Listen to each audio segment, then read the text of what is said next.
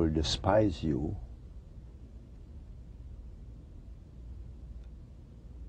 then you've got real worries. Not whether they're going to follow you in the next preemptive action. You handle Iraq and come out of Iraq in one piece. You may not achieve what you set out to achieve, a functioning democracy in Iraq, but at least you leave it more stable than it was, in better shape than it was. It may take you some time. I think you will overcome it as you overcame Vietnam, and Vietnam was a messy business at, 50,000 deaths and 150,000 casualties. One of the strange things about America is this obsession with casualties, which again makes the world feel that only American lives are important. Casualties have crossed the 1,000 mark, so it's a disaster. Tens of thousands of Iraqis have died. They're killing each other, and they'll continue to kill each other. I think you have to look at it in the long term. All this will be forgotten. But how did you, at the end of the day, hold your head up and said, I came to do good, and I did good. You did not go as conquerors, but alas, for various reasons, you didn't get the blessings of the UN. Otherwise, it would have been much easier. And you had to carry the burden of being an occupying force. You go through with this, leave it in better shape, and you'll still be a leader of the world. There's also this lesson, whether it's Singapore or China or Vietnam or Iraq, you have to learn from history, yes, or you will repeat it. Yeah. But you are what you are, right? The most powerful country in economics and politics, yeah, and cultural. In October of 2002, I was in London, and I met the advisor to the British Prime Minister. They facilitated me because we were also interested in Iraq. So I discussed what were the options and what were the chances. And victory over Saddam's forces was assured. Now the worries were what happens after that.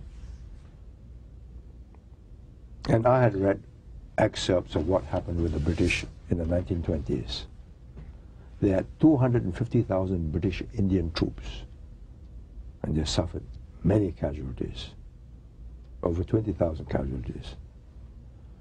So I asked this advisor, I said, this is your history. If you were in charge, what would you do? He said, I'd go in and get rid of Saddam, get the strongest man who can hold the country together, and get out. But Americans cannot do that. They go in with noble, high-minded objectives to bring democracy, to change the nature of the society. That's not easy, and that's a long-term goal. And the question is, have Americans the patience for that? Well, that's the question. Yeah. It's great to see you. Pleasure to have you here.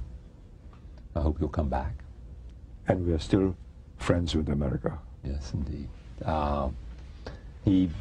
Lee Kuan Yew, as I said, is the mentor minister of Singapore. Thank you for joining us. See you next time.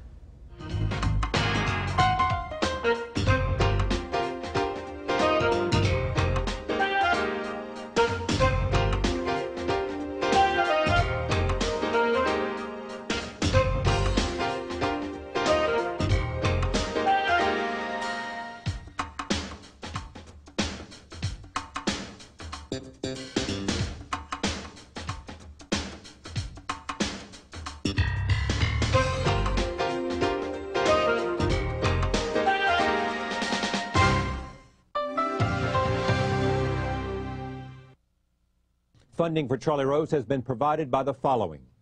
Coca-Cola and our local bottlers have sponsored more than 4,000 scholars, like Matthew Turner, helping them to attend college and prepare for careers that benefit all of us. Satisfying a thirst for achievement, the Coca-Cola Company. Charlie Rose on PBS is brought to you in part by J.P. Morgan Chase, providing financial services and solutions to more than 30 million consumers, institutions, corporations, and governments worldwide. Additional funding for Charlie Rose was also provided by these funders.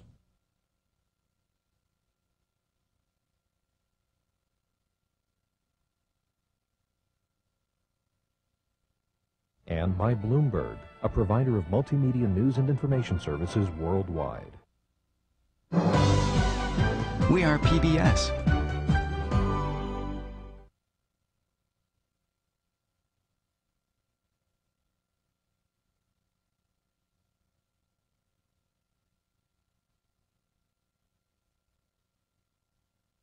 On the next Charlie Rose, a conversation with Howard Dean about Politics 2004 and a visit with Lenny Kravitz about his career in music.